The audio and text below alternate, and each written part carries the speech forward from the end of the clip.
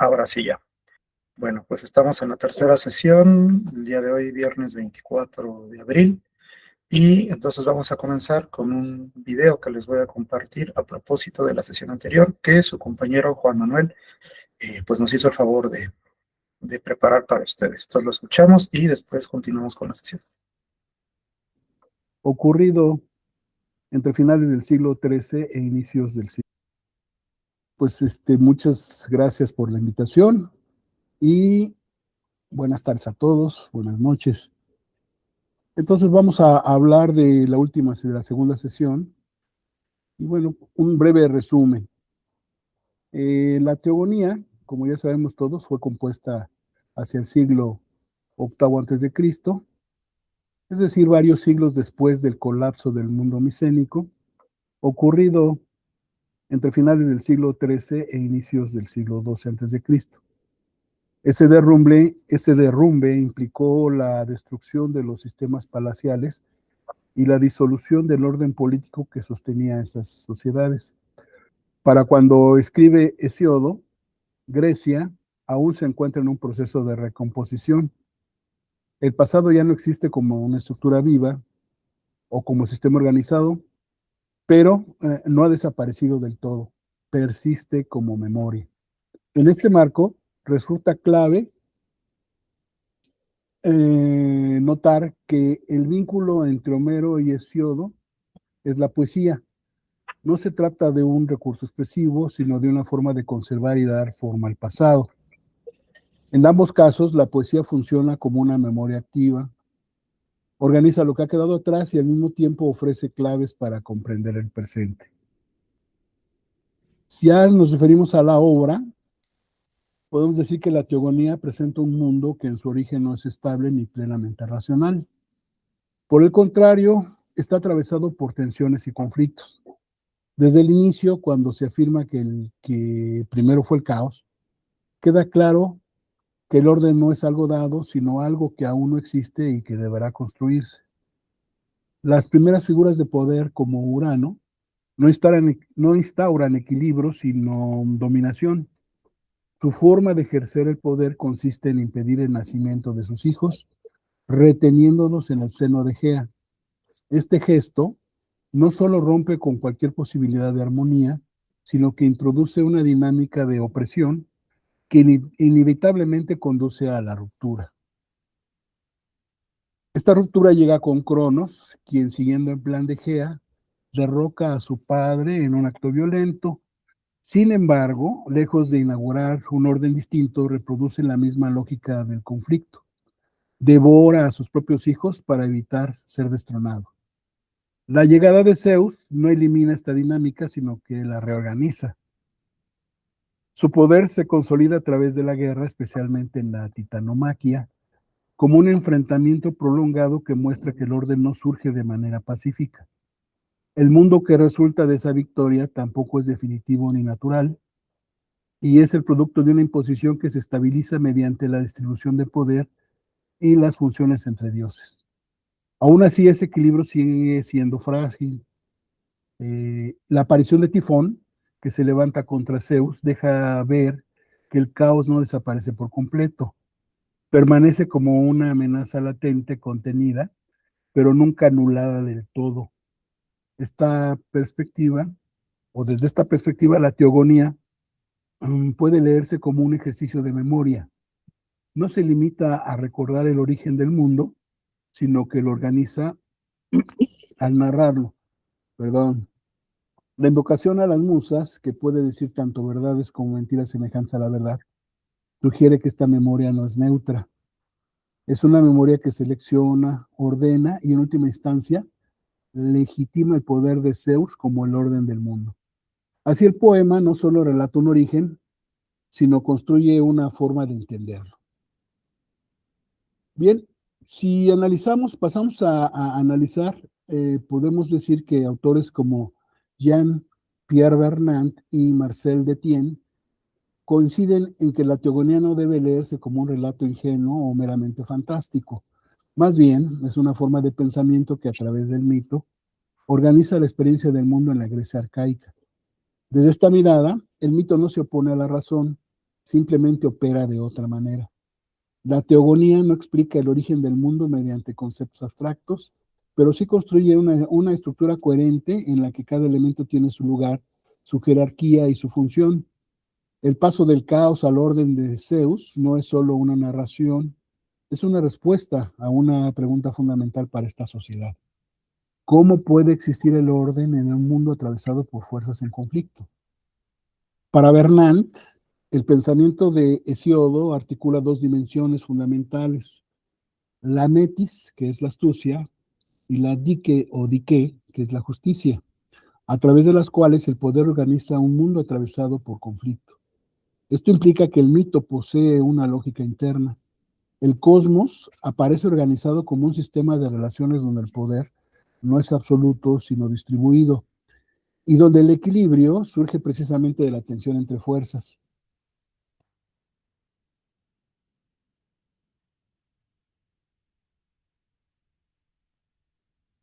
Hay el resumen de su compañero, al cual nuevamente le agradezco.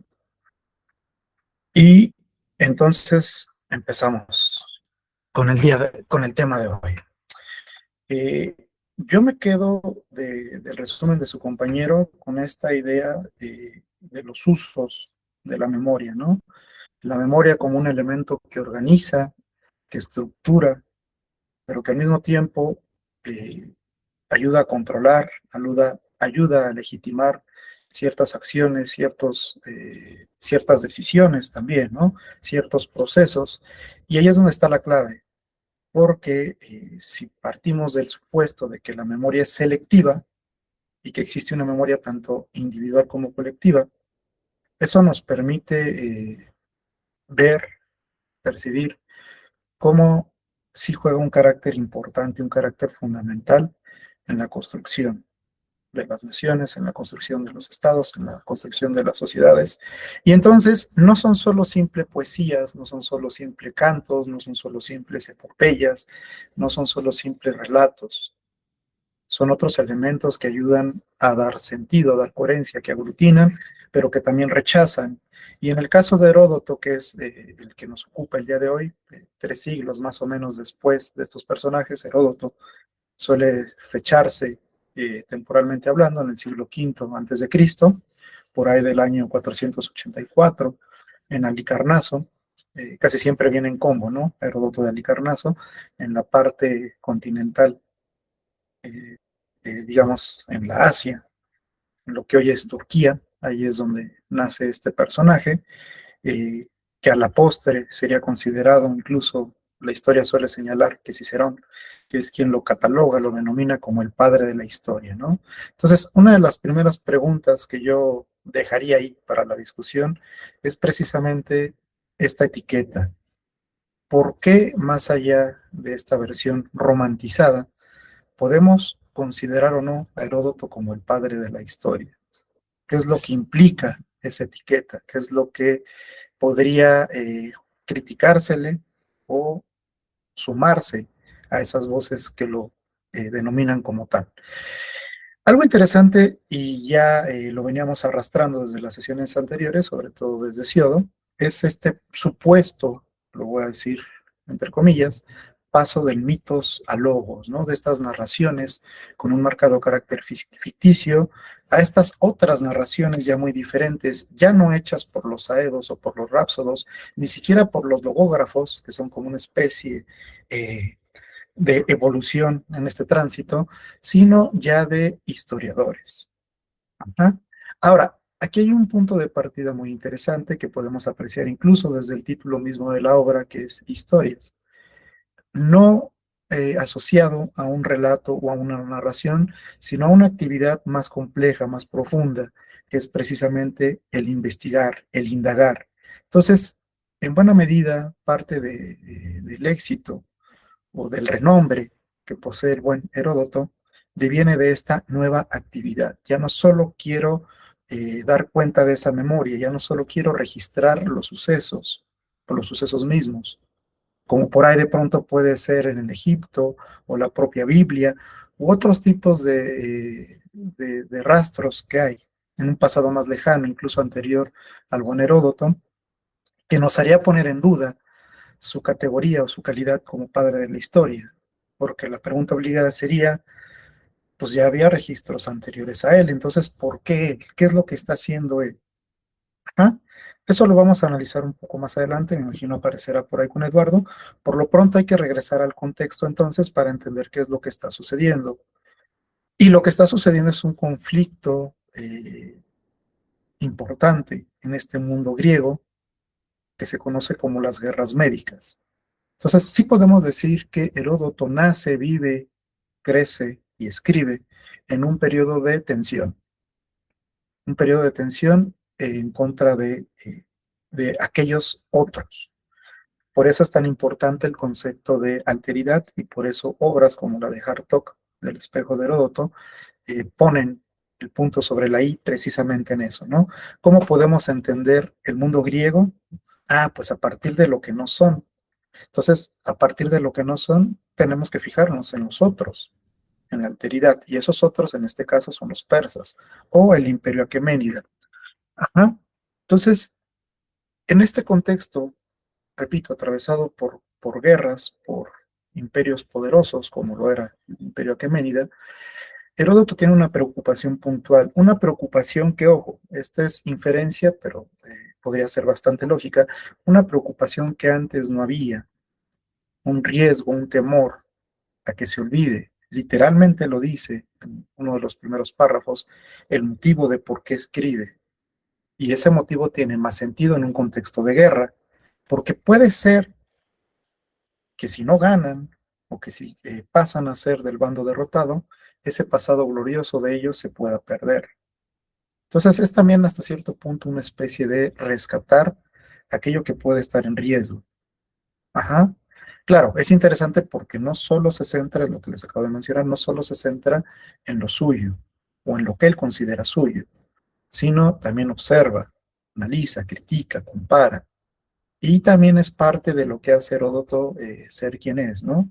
Un trabajo de investigación muy exhaustivo, muy profundo, incluso más que historiador, algunos dicen que fue periodista o historiador, o sea, labores más profundas, más complejas, más amplias, más variadas, en el sentido de que no solo me informo y me siento a escribir, no solo veo una fuente y a partir de esa fuente construyo, sino que yo mismo voy recolectando diferentes fuentes, voy viajando, voy observando. Por ahí de pronto es una también de las críticas, ¿no? Al mismo tiempo, porque el saber mucho, el contarnos, dice literalmente, hablo de lo que veo y de lo que oigo, hace que a veces sea digresivo, ¿no? Pero bueno, yo no me quejaré de los digresivos porque también nos pasa, ¿no? Y él lo que hace es eso, empieza a hablar de unos, pero luego se acuerda de otros y por ahí de pronto pierde el hilo. Pero lejos de verlo como un vicio o un defecto, podemos verlo como algo que aporta, que suma. Ajá, por ahí de pronto puede llamarlos la atención que no es una redacción tan lineal, pero precisamente a mi forma de ver y de muchos otros, esa es una virtud más que un defecto, porque es una forma en la cual podemos conocer otros mundos, otras realidades, más allá de solo centrarme en lo mío, en lo que me afecta directamente a mí, que es una de las construcciones más comunes, ¿no? Entonces, para entender de qué va este mundo griego en el que yo vivo, en el que yo me desarrollo, en el que yo crezco, tengo que entender que existen otros mundos y hago un ejercicio de explicar esos otros mundos. Entonces, muchas veces yo puedo definir quién soy yo en función de lo que no soy o en función de lo que no tengo. Un ejemplo muy claro, pero también muy básico, pues es el idioma y por qué se les llamaba bárbaros a todos aquellos que no hablaban el mismo idioma que ellos. Así de sencillo. En automático, tengan o no algunas similitudes más allá del idioma, son bárbaros porque tenemos ese factor diferenciador tan importante eh, como lo es el idioma, ¿no? Porque es uno de los factores fundamentales para generar la identidad. Lo curioso, y estos son ejercicios ya quizá más modernos, no necesariamente Heródoto estaba pensando en eso, es que cuando tú te sientas a analizar al otro, al que tú denominas en este caso enemigo, es probable que te des cuenta que tienen más cosas en común de las que te gustaría aceptar o de las que a priori podrías suponer. Ajá. Entonces, pues sí somos enemigos, pero desde la construcción, desde el discurso, pero tal vez y solo tal vez desde la práctica, desde lo cotidiano, desde el día a día, desde lo que nos da identidad y unidad, quizá no seamos tan diferentes, ¿no? Quizá no tengamos por qué matarnos, pero esa decisión está atravesada por otros motivos, que también ya llegaremos, precisamente, cómo se van generando estos discursos de poder. Ujú. Bueno, entonces Heródoto tiene esa fortuna, pues evidentemente nace en un entorno social que le permite hacer estos viajes, que le permite hacer estas exploraciones, que le da incluso hasta cierta tranquilidad a la hora de escribir y de sentarse a redactar, porque prácticamente los griegos ya habían sido vencedores tanto en la Primera como en la Segunda Guerra Médica, los nombres comunes, ¿no? Maratón, Platea, Salamina, que son como las grandes batallas en las cuales vencen los griegos, los grandes personajes, ¿no? Milciades, Temístocles, el buen Leónidas y todos estos, ya estaban en ese contexto, pero ya de una manera victoriosa, podríamos decir, ¿no? Entonces, Heródoto hasta cierto punto tiene esta paz, tiene esta calma para sentarse a escribir lo que si lo analizamos con una perspectiva contemporánea, podríamos decir que es historia del tiempo presente, ¿no? Porque eran procesos que eran coetáneos, que estaban abiertos hasta cierto punto, tan es así que posteriormente también se habla de una tercera guerra médica, ¿no? Entonces, es interesante cómo estas características le permiten a él hacer su producción, le permiten también pues recitarla, exponerla ante el público, recibir por ahí de pronto algunas críticas, recibir por ahí de pronto algunos aplausos. Hay una anécdota interesante que nos menciona que incluso en una de las primeras ocasiones que él expone estos textos, esta narrativa, esta construcción, uno de los asistentes, una de las personas que está ahí como público es Tucídides, un joven Tucídides, que posteriormente, dicho sea de paso, spoiler, porque a Tucídides lo veremos en la quinta sesión, critica y critica muy duro a Heródoto, sobre todo por el uso de las fuentes, ¿no? Lo critica y le dice es que, a diferencia de otros, eh, como dicen por ahí, tiene una palabra, pero se me fue ahorita, como indirecta, maliciosa hacia Heródoto, a diferencia de otros, yo no escribo para el aplauso, yo no escribo para agradar, pero incluso el propio Heródoto tiene cuidado con eso y sí dice, a ver, yo pongo aquí lo que escucho, comento algunas versiones, pero que estén no implica que me las crea, que estén no implica que no las esté cuestionando. De hecho, es curioso también de estas anécdotas que les comento, de cómo se va no solo tejiendo la narrativa, sino presentando al público. Heródoto, en otra de las exposiciones, ¿con quiénes eran? Con los corintios, me parece, si era con los corintios, él, en parte de su relato, alude a un gobernante de ahí, de Corinto, y en términos como de adulación, y cuenta la anécdota, son de esas anécdotas evidentemente no probadas, pero interesantes, reveladoras hasta cierto punto, que no recibió el aplauso o el agradecimiento que él esperaba, y entonces lo que hizo fue, pues, quitarlo. Fue así como, pues yo quería alabar a estos personajes, pero si no me lo van a agradecer o reconocer, pues lo quito. Y eso me recuerda un poco o un mucho, guardando las proporciones, a lo que ocurrió con nuestro himno nacional mexicano, ¿no?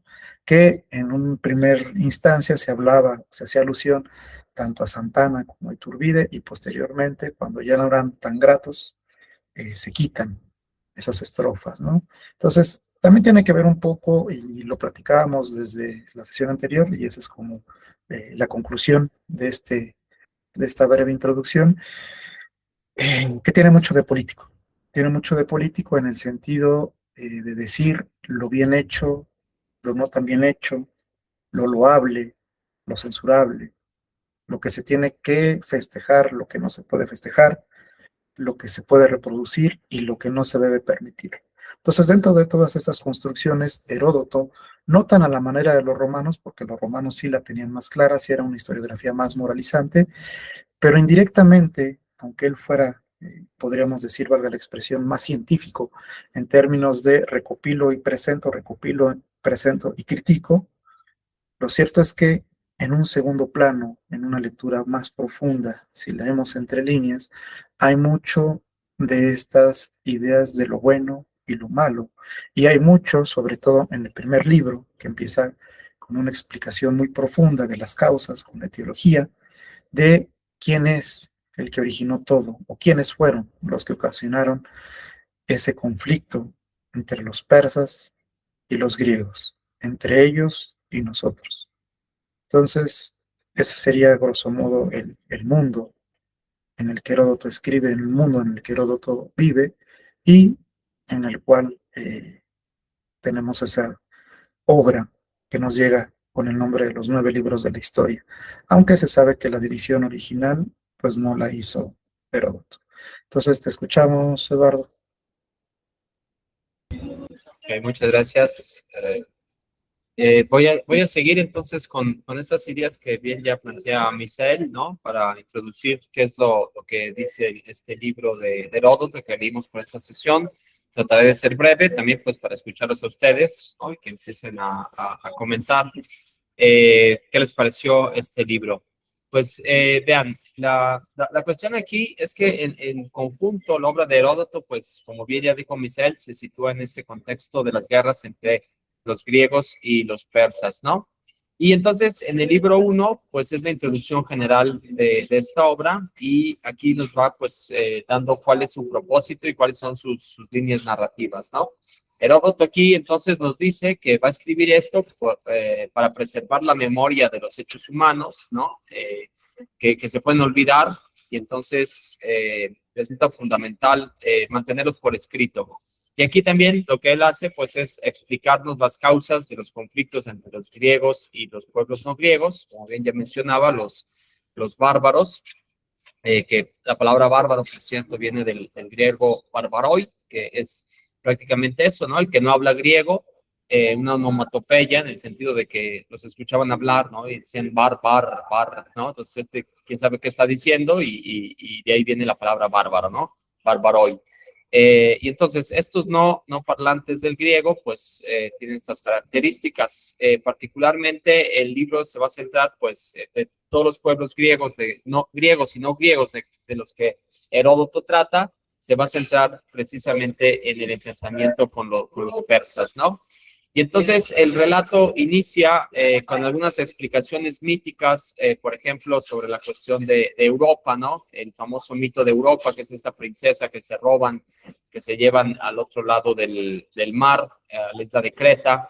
Supuestamente Zeus, ¿no? El que la seduce, convertido en un toro blanco. Europa lo acaricia, se sube a su lomo y se lo lleva. Aunque Heródoto aquí ya, él, tiene sus dudas, ¿no? Si fue un dios o si fueron algunos pueblos de los llamados, o que se suele llamar pueblos del mar, ¿no? Algún tipo de reino o de grupo de piratas que en realidad se llevaron a alguna mujer hacia allá y entonces eso empieza pues a generar esta división entre lo que es Asia, donde están asentados los persas, y Europa, hacia donde están asentados los griegos, ¿no? Y luego el relato, pues también se remata esta idea con figuras legendarias como Helena, ¿no? Helena de Troya, que ahí es al revés. Helena está en Europa, en esa parte occidental, y es raptada por los troyanos que estarían en la parte esta de Turquía, ¿no? Que los griegos conocían como Asia. Y entonces como que Heródoto trata de justificar pues esta rivalidad que existe, ¿no? Entre los que vivían en lo que ellos llamaban Asia y el continente de enfrente que hoy nosotros llamamos Europa, precisamente por una de estas heroínas. Y bueno, ahí trata entonces de explicar cómo estas son leyendas. Sin embargo, Heródoto abandona estas versiones, pues ya para entrar en una explicación histórica, ¿no? Más racional y explicándonos qué es lo que pasaba geográficamente y culturalmente en esa región. Y así él habla del reino de Lidia, ¿no? Como el primer poder con el que entran en contacto las ciudades griegas. Esto en la narrativa es interesante porque el reino de Lidia es el que nos va a conectar luego con Persia, ¿no? O con la historia de Persia. Lo que él hace entonces en este reino de Lidia, ¿no? Es explicarnos cómo existían figuras como personaje que se llamaba Creso, ¿no? Cuyo reinado ejemplifica la riqueza, el poder y al mismo tiempo la vulnerabilidad que este rey tiene frente a este dominio. Una cita famosa, ¿no? Este rey tiene un reino poderoso, va al oráculo, le dice, ¿qué pasa si voy a la guerra contra los persas? ¿No? El oráculo le dice, si vas a la guerra, un gran imperio caerá y el que cayó fue efectivamente el suyo, ¿no? Siempre el oráculo juega dos cartas, ¿no? Digamos, al mismo tiempo, uno nunca sabe qué estaba diciendo. Y esta frase de Lidia es interesante, parece que estamos hablando de cosas que sucedieron hace mucho tiempo, pero no sé si recuerdan un tweet, una frase que publicó el presidente de los Estados Unidos en este conflicto que tiene con Irán, ¿no? Y puso algo así como, esta noche una civilización desaparecerá, ¿no? O sea, no recuerdo bien cómo era el tweet, pero puso algo así. Y muchos analistas lo que vi es que lo asociaron con este pasaje de Heródoto, ¿no? En el sentido de voy a la guerra y en teoría la civilización que debería desaparecer serían los persas, por azares del destino, ¿no? Los iraníes, y quizá el que desaparezca, ¿no? Sean los Estados Unidos. Entonces, esto es también como para hacer conexiones con el presente, porque lo que nos enseñan este tipo de textos es que obviamente no vamos a ver a los mismos personajes o las mismas historias, pero sí vemos tendencias en contextos radicalmente distintos, ¿no? Que podemos aprender mucho de ellos. Y entonces, bueno, también está la célebre visita de Solón, que introduce también una reflexión entre la relación entre Creso y Solón, cuando dice que nadie puede considerarse plenamente feliz hasta conocer el desenlace de su vida. Entonces, incluso aquí tenemos pues parte de la como filosófica, ¿no? El libro continúa con esta historia del oráculo, que termina pues anunciando su propia derrota y posteriormente el libro empieza a narrar entonces ya conectando las cosas que pasan en Libia van a ser un conector para entrar a lo que pasa más allá, más hacia el este, lo que pasa en Persia. Y entonces aquí ya el libro empieza a contarnos cómo surge el poder persa, sobre todo del Ciro el Grande, desde su nacimiento, bueno, legendario, ¿no? Hasta la consolidación de su dominio frente a la derrota de Lidia, que es precisamente lo que acabamos de mencionar. Y este proceso pues marca el inicio de la expansión persa, que se convertirá en el eje de los conflictos posteriores que el libro va a narrar con los persas, ¿no? Entre griegos y persas. Entonces, lo que hace es ir hacia Oriente, si queremos decirlo así, empieza hablándonos de los griegos, empieza hablándonos de los no griegos, de esos no griegos tenemos a los del reino de Lidia, y del reino de Lidia nos conecta con los persas, y luego va diciéndonos cómo los persas conquistan el reino de Lidia, ¿no? Y regresa a la conquista de las ciudades griegas ahora por los persas, que son las ciudades de la región que conocemos como Jonia, están frente al Egeo, ¿no? Entonces, a lo largo del libro, pues Heródoto va intercalando relatos históricos, descripciones de costumbres, cómo vivían estos pueblos, tradiciones de pueblos completamente diversos, evidenciando también lo que podríamos decir una especie de etnografía, ¿no? Primitiva, por así decirlo, o un interés etnográfico que complementa pues la narrativa histórica, ¿no? Nos va contando también cómo vivían estas personas, y pues los libros de Heródoto son una fuente muy rica de información sobre ese periodo, en este sentido. Y en resumen, lo que vamos a ver en este libro entonces, que se introducen los temas centrales que van a desarrollarse en los otros libros. Por ejemplo, la inestabilidad de la fortuna, ¿no? La fortuna no la tiene asegurada nadie, siempre es inestable. También nos enseña otra cosa, los límites del poder. De repente, no por ser un imperio poderoso, pues significa que sea poderoso, ¿no? Sino que siempre es vulnerable, ¿no? O hasta qué punto está influenciado. También otro elemento es la influencia del destino. porque parece ser como que sigue, aunque él se intenta deslindar de historias previas como la Ilíada, ¿no? Los dioses intervienen todo el tiempo en los asuntos humanos, pero aquí tenemos esa idea no desaparece, ¿no? De repente está el destino que puede actuar en contra. También, pues, critica la soberbia humana, algo que los griegos tenían muy presentes en estos textos. Los griegos le llamaban la ibris, ¿no? Que es cuando los gobernantes o los potentes actúan con soberbia, y generalmente en las obras griegas siempre la ibris se castiga, ¿no? La soberbia tiene un resultado fatal. Y pues básicamente eso va estructurando luego los libros que vendrán después. Entonces, eso por mi parte, ¿no? Y en el sentido de intentar conectarlo con cuestiones más de la actualidad, lo que el módulo intenta decirnos es cómo se van conectando tres cosas. La guerra, que es evidente entre pueblos, en este caso sobre todo se centra entre griegos y persas, pero el reino de Lidia está en medio también, ¿no? Otra cosa que trata el texto es de la alteridad, porque nos va diciendo, pues, cómo son los diferentes pueblos, sus lenguas, sus costumbres, por qué son diferentes, y esa alteridad es la que al final, pues, choca y entra en guerra. Y finalmente la narración del poder, ¿no? Porque Heródoto lo que hace, o como dice al inicio del libro, le pide a la musa, ¿no? Que lo ilumine para escribir ese texto, para que sus palabras no se olviden, ¿no? Pero no son las palabras de Heródoto, son las palabras del poder, de las hazañas entre griegos y persas que están ahí, deben quedar para la historia. Ahora, una cuestión que es muy interesante y que lo vamos a contrastar en la próxima sesión con el libro de Tucídides, es que Heródoto es como filoateniense, ¿no? O sea, aunque él no era de Atenas, obviamente, pero tiene una retórica que apoya la idea del imperio, la idea de la grandeza de los griegos.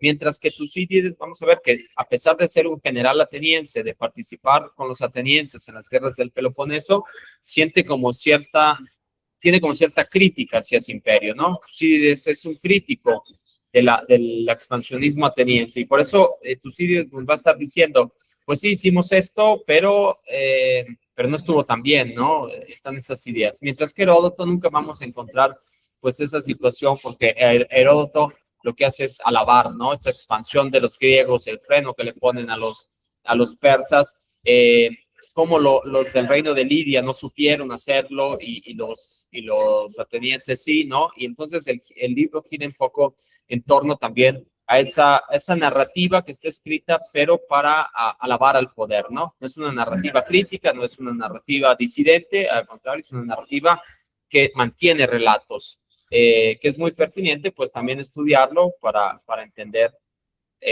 pues, muchas cosas como lo vemos hoy en día, ¿no? Que aunque parece un libro, como les decía, alejado, encontramos muchos paralelismos con la situación actual. Y pues bueno, yo dejaría hasta ahí entonces mi participación para no tomar más tiempo y dejar que ustedes también puedan participar y se haga la discusión. Muchas gracias, Eduardo. Bueno, entonces, antes de pasarles la palabra, nada más por ahí, a manera de provocación, en el buen sentido, decía uno de mis profesores, el propio Hartog es de lo que plantea en el prólogo de su libro, ¿no? Dice, no sé, él debe de tener los datos, además se pueden buscar fácilmente, dice que se escriben cerca de 50 libros por año que hablan o que se le dedican a Heródoto como tema. Entonces, lo que él cuestiona es precisamente este eterno regreso a Heródoto. Entonces, una de las cuestiones que yo les lanzaría a ustedes es, pues, ¿por qué sucede eso? O sea, ¿por qué? Claro, más allá de entender su obra como una obra fundamental para entender la civilización occidental, ¿qué es lo que nos hace voltear allá? Nos habla Hartog entre las posibles opciones como una especie de inercia, esta idea académica bastante enquistada, en la cual tienes que revisar a las grandes figuras, a los llamados clásicos. Yo siempre les digo a los obligados, que no me gusta decirles obligados, pero invariablemente regresamos a ellos, pero tal vez, y solo tal vez, no sea solo por ese prestigio, sino por otras razones. Y eso es en buena medida lo que me gustaría escuchar de ustedes, junto con la otra pregunta que van muy de la mano de por qué esta etiqueta del padre de la historia, que nos lleva a otra pregunta que con aquellos que tuve oportunidad de trabajar historiografía general uno pues típicamente está ahí cruzando, ¿no? Que es una pregunta muy interesante que nos dice por qué la historia nace en Sumeria y la historiografía nace en Grecia. Entonces, con esos como escenarios, conceptos, perdón, podemos quizá empezar a debatir. Entonces, los escuchamos. ¿Quién quiere empezar? ¿Quién se anima?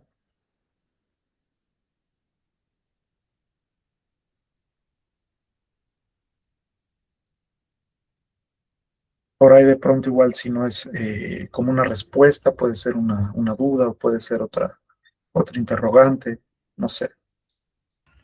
Híjole, profe, ya me hizo dudar, soy Jesús Romero, su alumno de hace 2 semestres. Sí me acuerdo de ti. Porque Ay, a ver si no quedó mal, no recuerdo si, pues no recuerdo yo, no usted. Si no mal recuerdo nos comentó que en Sumeria nacía por, no sé si por lo de las tablas, que habían dejado en arcilla y acá con la otra civilización, pues porque se escribió, ¿no? Así era el asunto, o busco mis apuntes. Ahí los tengo. A ver, dejo que no, alguien su mente. no, o sea, está bien, ¿no? O sea, es más, la pregunta se puede analizar precisamente desde dos opciones, ¿no? Desde una muy literal, conceptual, y desde otra un poquito más profunda, ¿no? O sea, por ahí de pronto sí, en efecto, lo que tú señalas es parte de la respuesta, ¿no? En Sumeria, pues porque están estas tablillas donde hay un registro escrito, es más, literalmente, es así, es básica, el fin de la prehistoria y el inicio de la historia es por la escritura, pero la clave para diferenciar o para explicar, pues está en la intención, ¿no? Incluso los estudiosos es lo que señalan, Heródoto es un historiador de intención. Él tiene esa intención de dejar ese registro. Tucídides diría que para el aplauso, pero sea o no para el aplauso, lo cierto es que hay un motivo. Por eso les decía, a diferencia de otros documentos escritos, porque no es el primero, no era la memoria por la memoria misma, sino con una intención diferente, con una intención quizá explicativa. Y eso hace mucho sentido, pues, con esta idea de historia como investigación, indagación, y no solo como un mero relato. Porque, claro, si tenemos tablillas con escritura cuneiforme o tenemos otro tipo de escrituras que dan cuenta, no sé, de las genealogías de reyes, o por ahí de pronto de las sucesiones, o por ahí de pronto de algunas cuentas de productos, etcétera, pues eso no tiene necesariamente que dar cuenta de una conciencia histórica. Acá quedaría abierta la discusión si con Heródoto en efecto nace esa conciencia histórica o qué es lo que permite hablar de él con esta otra perspectiva, no solo el relato por el relato mismo. Ya lo veremos porque no necesariamente puede satisfacer a todos, ¿no? Pero va por ahí, va por ahí. Muchas gracias, Jesús. Antonio, te escucho.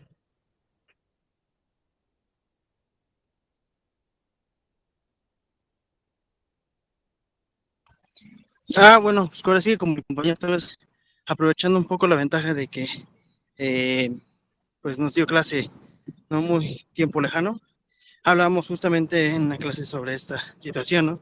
Y decíamos que el Heródoto tenía la intención justamente de recordar las hazañas que se vivieron en este conflicto y que eso era lo que lo separaba porque a pesar de que había escritura, eran más que nada como registros diarios, era lo que, si no mal recuerdo, si no estaré fallando a esa clase, pero son registros, como pues, sí, anotaciones, insumos o cosas así, tal vez un poco más como literarias, poéticas, no tanto como, sí, lo que dice Heródoto, ¿no?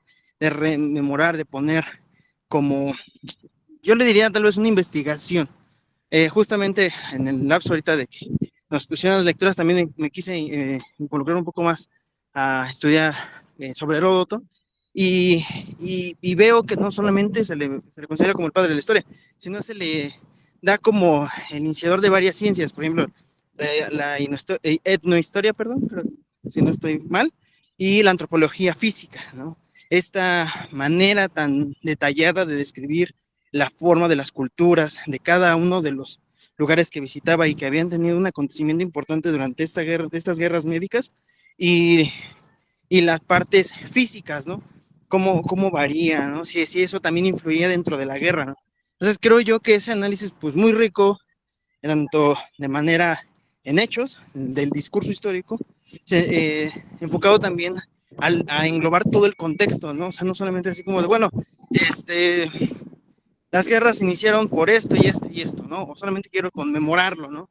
Tener esa discriminación de conciencia, sino más bien poner por qué pasó que surgió todos estos acontecimientos. Sí, ahí completamente de acuerdo. Es más, esa discusión la podemos traer al presente, ¿no? Porque habrá quien diga, yo para qué quiero saber cómo se vestían unos y qué comían los otros, ¿no? A mí lo que me interesa es lo que se discutía en las altas esferas, ¿no? Pero eso también es como una postura, digamos, rebasada, sobre todo a la luz de las corrientes historiográficas. Eh, Diría nuevas, pero ya no son tan nuevas porque son del siglo, mediados del siglo pasado. Pero, por ejemplo, estas historia de las mentalidades, historia de las ideas, historia de la vida cotidiana, desde abajo, no sé, por mencionar las más conocidas en ese sentido, pues es eso, ¿no? Hay que agradecer en términos de información, porque no habría manera de saber esos detalles tan a fondo, sobre todo, porque sí es muy, muy descriptivo, si no fuera por ese tipo de obras, de aportes, ¿no? Entonces, claro, eh, su intención está marcada, su trabajo es muy amplio, es más, incluso tú lo decías en esa revisión que hiciste de ser pionero en diferentes disciplinas, es lo mismo que hace difícil catalogar su obra. O sea, decir que su obra es histórica, pues es lo más sencillo, tanto por el nombre, tanto porque él es historiador, tanto por lo que tú me quieras decir. Pero si somos estrictos, nos percatamos de que su obra tiene un montón de elementos que la hacen difícil de clasificar, ¿no? Entonces, repito, habrá quienes digan, le falta rigor, habrá quien diga, bienvenido sea esas digresiones, ¿no? Lo mismo con el ir y venir, que era lo que les decía hace rato. ¿Para qué quiero que sea tan detallado en la descripción de un paisaje, de un grupo de personas o de una tradición? Si a mí lo que me interesa es ver cómo se mataban los persas y los griegos, ¿no? O sea, los grandes hechos, las grandes batallas. A mí cuéntame Maratón, a mí cuéntame las Termópilas. No, la historia no solo está hecho de esos grandes actos, de esas grandes guerras, de esas batallas con reflectores, ¿no? También importa lo demás. Y entonces, sin obras como esta, pues te quedas sin ese otro tipo de elementos de la historia, de ese día a día. Sí, claro, yo desde ese lado sí podría decir pues, que hay mucho que agradecerle a Heródoto, ¿no? Más allá de la etiqueta. Rodo, ¿te llamas Rodolfo? Hola, ¿qué tal? Muy buenas tardes. Buenas tardes. Ahora sí que es la primera vez que yo participo acá. A ver, quiero enseñar mi cámara, no sé si me puede ver, yo creo que ya. Bueno, es la primera vez que participo acá con ustedes, pero siempre he estado al pendiente y siempre tengo mis apuntes acá. Y bueno, a mí sí me resulta muy interesante lo que usted expone, doctor, esta parte historiográfica en el caso de los sumerios o en el caso también inclusive de los babilonios, ¿no? Con la parte de la historia como tal, y eso me recuerda mucho a la cuestión del poema sumerio del Gilgamesh, ¿no? A pesar de que es un poema que, como lo habían mencionado, tiene que ver más con una cuestión de tablillas. Yo quiero pensar que estas diferencias que hay podría ser también en que de este mito que inicia con los griegos quizás, y también refiriéndome al poema del Gilgamesh, si nos damos cuenta, tanto los mitos ya tienen un énfasis completamente bélico. Todos, casi todos tienen un énfasis bélico. Y aquí habría que preguntarse inclusive por qué la historia también tiene esa repercusión bélica desde un inicio, ¿no? Si estamos hablando de los 9 libros de historia de Heródoto, habría que preguntarse por qué inicia desde un fin bélico, a pesar de que era lo que estaba viviéndose en ese momento, ¿no? Pero valga la redundancia, era lo único que estaba pasando en ese momento. Bueno, ¿a qué voy con esto? Si lo vemos así, desde esa postura, pues toda la historia tiene que ver con fines bélicos. Y esto me remite mucho a la cuestión de Thomas Hobbes.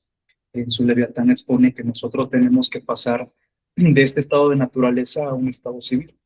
Pero justamente en términos actuales habría que pensarse si realmente desde el paso de la historia hemos hecho eso, si realmente si hemos pasado de este estado de naturaleza a este estado civil a lo largo de lo que la historia también nos ha contado, ¿no? Y claro, es una pregunta pues muy profunda hasta cierto punto, porque si ya nos adelantamos un poco más, inclusive con Marx, pues Marx ve la historia como un proceso de luchas sociales.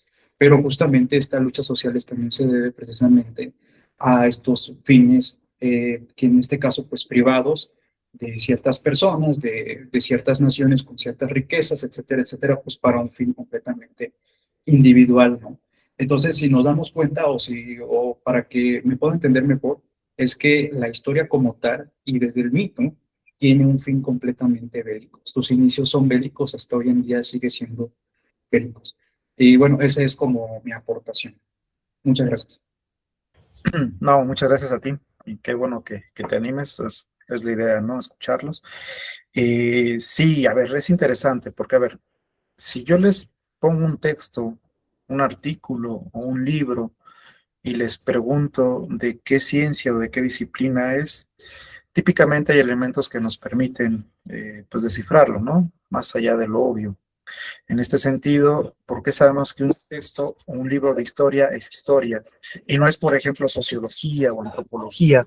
¿O por qué, regresando a la Grecia, en la que nos sitúa Rodolfo, por qué no es un mito y sí es historia? Entonces, hasta cierto punto hay pistas, hay datos que son muy obvios. Uno de ellos puede ser que ya no está escrito en verso, que está en prosa, que ya no son los dioses los principales protagonistas, sino los hombres, las personas. Y entonces sí se aprecia una diferencia bastante notable. Pero en el fondo, lo que sigue atravesando, pues es esa búsqueda de explicaciones, esa búsqueda de intentar darle sentido al mundo que estamos viviendo. Y para eso, pues echamos mano de diferentes recursos, ¿no? Que es precisamente lo que hace Heródoto. Sí, yo no sabría, ahorita que lo mencionas, me dejaste pensando, yo no sabría si la guerra puede ser el hilo conductor de toda la historia de la humanidad, pero definitivamente es uno de los grandes temas que la cruzan, ¿no? Tal vez por ahí de pronto lo podríamos ampliar y en lugar de pensar en guerra, podríamos pensar en violencia, que, dicho sea de paso, pues la guerra es una forma de manifestar esa violencia, ¿no? Entonces, dependiendo del contexto, evidentemente, nos dice Hobsbawm, cuando revisa en una de sus grandes obras el siglo XX, que prácticamente no hay un año en el que no haya habido un conflicto bélico, ¿no? En todo el mundo, digamos. O bueno, en alguna parte del mundo siempre hubo un conflicto, ¿no?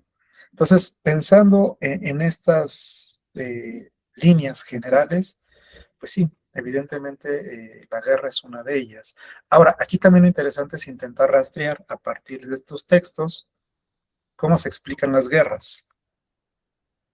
Es solo por esta búsqueda de ampliar el dominio, esta búsqueda de refrendar el poder, o tiene que ver con lo económico, como mencionabas, o tiene que ver con lo social, o tiene que ver con una venganza que me hicieron, entonces yo les hago, que es por lo menos con lo que empieza el relato, ¿no? Se roban a Io, se roban a Medea, se roban a Europa, se roban a Helena. Entonces, en esta serie de actos, de ataques, pues no me queda de otra más que la venganza, ¿no? Incluso eso es uno de los análisis más interesantes con los que empieza Heródoto.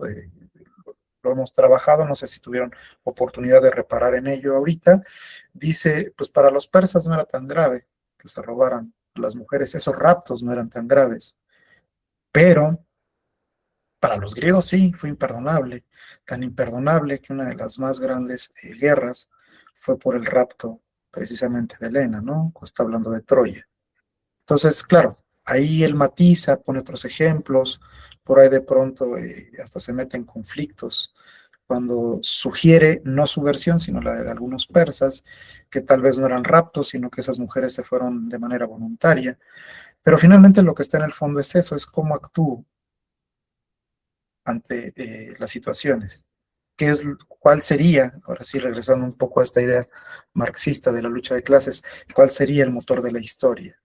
Parece ser que en estos textos es otro. Y eso es precisamente lo que tenemos que descifrar, por lo que tenemos que atender, porque ahí es donde hay muchas pistas de lo que podemos traer a la actualidad, ¿no? Híjole, utilizando un ejemplo similar al que ponía Eduardo del vecino del norte, pues, ¿cómo construyes, a propósito de este texto del espejo de Heródoto, cómo construyes al otro?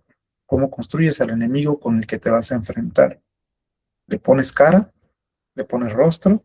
También es humano, también tiene ojos, boca y nariz, al que vas a asesinar, con el que vas a enfrentarte, o lo llamas de otra forma, en este caso lo llamas terrorismo, y entonces ya es más fácil atacarlo, ¿no? Ya está más justificado. En el caso griego, pues lo llamas bárbaro. Y claro, tampoco no hay que, ¿cómo decirlo? Sobredimensionarlo, ¿no? No es como que bárbaro era sinónimo de enemigo, sinónimo de maldad o sinónimo, no, simplemente en ese contexto pues era diferente, con todas sus implicaciones, pero no necesariamente negativas, es lo que quiero como enfatizar, ¿no? Ojo, no necesariamente. Isaac, te escucho. Sí, buenas tardes, directrices del seminario, buenas tardes, Buenas tardes. compañeros de seminario. Bien, se me ocurre una pregunta para abrir mi participación. Si la narración del poder revela fragilidad y vacuidad del poder absoluto, para ello tenemos como un ejemplo a Jerjes en la cima del poder, llorando. Pero después también, a manera de respuesta, o una probable respuesta, o una posible respuesta, a la pregunta que usted hace, doctor, sobre por qué acudir nuevamente a Heródoto. Para mí es porque la narrativa, el concepto, el término construyen realidades. Y Heródoto es uno de los mejores constructores. A lo mejor él rechazaría que se le llame poeta, pero para mí lo es, aunque él escribe en prosa. ¿Por qué? Porque posee una dimensión poética innegable, porque construye mundos, crea personajes memorables, dosifica el suspenso y persigue la verdad a través de un relato bello y profundo. Pero yendo más allá, buscando otro matiz de la grandeza de Heródoto, es que en su narración él sabe detectar constantes antropológicas, como el poder desmedido sigue autodestruyendo la identidad, se sigue necesitando de un enemigo para la narrativa, el tirano sigue llorando en secreto, los súbditos se siguen arrojando al mar para que el rey se salve. Concluyo, ¿por qué recurrir a Heródoto? Para construir una realidad tajante, constante y palpable en cualquier latitud del mundo. Es cuanto. Gracias. No, muchísimas gracias a ti, Isaac, por esa intervención tan atinada. Me dejaste pensando, digo, varias cosas, pero de entrada, esta posible discusión, tal vez no sea el lugar, pero sobre si es poesía o es historia, o qué tanto de poesía o literatura tiene la historia, ¿no? Habrá quien diga que son discusiones ya rebasadas, sobre todo en el siglo XIX con Ranke y compañía, pero lo cierto es que pues tiene mucho de poético, ¿no? Yo siempre he sido de la idea de pues, no puedes renunciar a una, pero claro, sin perder ese rigor pues académico, metodológico, que a veces funciona desafortunadamente como camisa de fuerza, pero que por otro lado justifica pues que tengan una licenciatura de 4 años, ¿no? Porque si cualquiera se puede sentar y escribir desde lo más profundo de su corazón, pues entonces ¿para qué dedicarle tanto tiempo y tantas lecturas, ¿no? Sin embargo, yo creo que ahí es donde puede estar la clave, en el equilibrio, ¿no? Complicado, sí, pero posible. Y entonces, este tipo de aproximaciones y estas discusiones de si es un arte, porque incluso tenemos una musa que se llama Clio, no necesariamente sumen, sino que independientemente de la apuesta que tú tengas en términos de construcción narrativa, si está bien hecha, le llames como le llames, pues le va a servir a los demás, ¿no? Entonces, ahí sí tal cual el texto se tendría que defender o se tiene que defender. Y sí, yo coincido contigo, no creo que Heródoto necesite que lo defendamos, pero por si acaso llegar a ver más detractores, la obra que él presenta sí, pues sí merece estar, a pesar de la distancia y a pesar de que diría Hartog, de que escriben 50 libros al año de él, me merece la pena estar aquí presente, ¿no? Eh, Eduardo, no sé si quieras a redondear o agregar algo.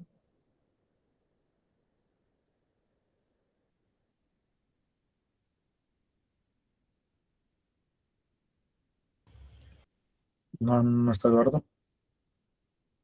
Parece que no. Bueno, ¿alguien más? ¿Alguna otra cuestión?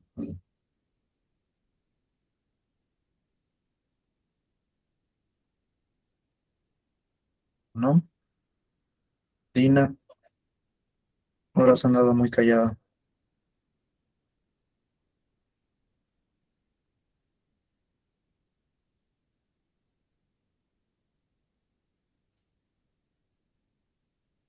¿Nadie?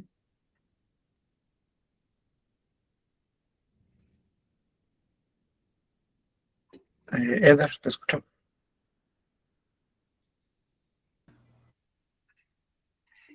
Sí, hola, ¿me escuchan? Sí, se te escucha bien. Bien, pues bueno, ya me animé porque, bueno, vi que no había participaciones y seguramente ahorita están preparando sus intervenciones y bueno, mientras eso pasa, pues me animo a formular mis cuestiones. Yo quisiera basarme en la lectura que se dejó en el Drive de este autor que ya se ha comentado, a Hartog, El espejo de Heródoto, que me pareció un libro muy interesante, que no conocía. Pero bueno, ahí voy. Yo cuando normalmente creo esto es un proceder, hablo desde un conocimiento muy superficial, cuando se buscan antecedentes de Heródoto en términos de, bueno, de dónde se le habrá ocurrido su peculiar metodología. Creo yo que lo que parece más normal, más común, es conectarlo con historia que aparece en Homero, ¿no? Este carácter como de testigo, ¿no? Como un testigo. Y después se salta un poquito a la tragedia, donde ya más que investigar, pero sí ya parece ser un preguntar, ¿no? Un preguntar, un inquirir mediante preguntas sobre hechos, ¿no? Que a su vez también está insinuado en Homero. Pero yo quisiera, esto es desde la línea filológica, yo quisiera comentar un par de cosas que llamaron la atención, sobre todo porque no encontré en Hartog, pero ustedes me dirán si ya está en otros autores. Conectar a Heródoto con Hesíodo. Cuando en el espejo de Dioniso, en la página 15, cuando habla de Histor, ¿no? Como antecedente de historia, de historiae, hay un pequeño debate, ¿no? Está discutiendo este origen en la Odisea y en la Ilíada, ¿no? En la Ilíada principalmente. Y dice, bueno, es que ahí parece ser que se utiliza como árbitro también, ¿no? Es un testigo que va a decidir como decide un árbitro. O es más bien, y esa es la cita, página 15, pregunta, ¿es entonces un árbitro elegido en calidad de tal para zanjar la cuestión? ¿Pero de qué manera? ¿O simplemente un garante encargado de recordar en caso de necesidad los compromisos asumidos? Y yo quisiera conectarlo con Hesíodo, en el sentido de este garante de recordar el juramento, pero y la encargada de traer el juramento cuando hay una cuestión ahí que los dioses se portan medio rebeldes y no se ponen de acuerdo entre ellos, cuando es necesario quizá un peritaje, ahí sería el sentido de historia más por el lado de arbitraje, no tanto por testimonio, pero cuando uno testifica, en nuestros días lo vemos todavía, ¿no? En ciertas culturas se testifica bajo juramento, ¿no? Entonces hay una serie de resplandores, ¿no? Que aquí va. En Hesíodo se habla de la encargada de traer el juramento, es Iris, si no me recuerdo, una mujer, ¿no? Yo creo todo un acierto que desde el comienzo se nos plantea, al menos en la bibliografía, ¿no? Esta lectura de las diosas en la historiografía, en la filosofía, ¿no? Bien, entonces, número uno, la encargada de traer el juramento para resolver algún peritaje es Iris. Un peritaje entre dioses es Iris, según señala Hesíodo. Entonces, habría una conexión entre pero la línea no es etimológica, sino, vamos a decir, actitudinal, política, ¿no? De qué significa historiar, ¿no? Traer, recordar los juramentos, ¿no? Investigar quién ha faltado al juramento, ¿no? Todo esto, repito, son apenas resplandores. Y otra conexión femenina, el juramento es propiamente Estigia, se derrama agua de Estigia, ¿no? Que es otra mujer, según si le hacemos este caso a la genealogía de Hesíodo, ¿no?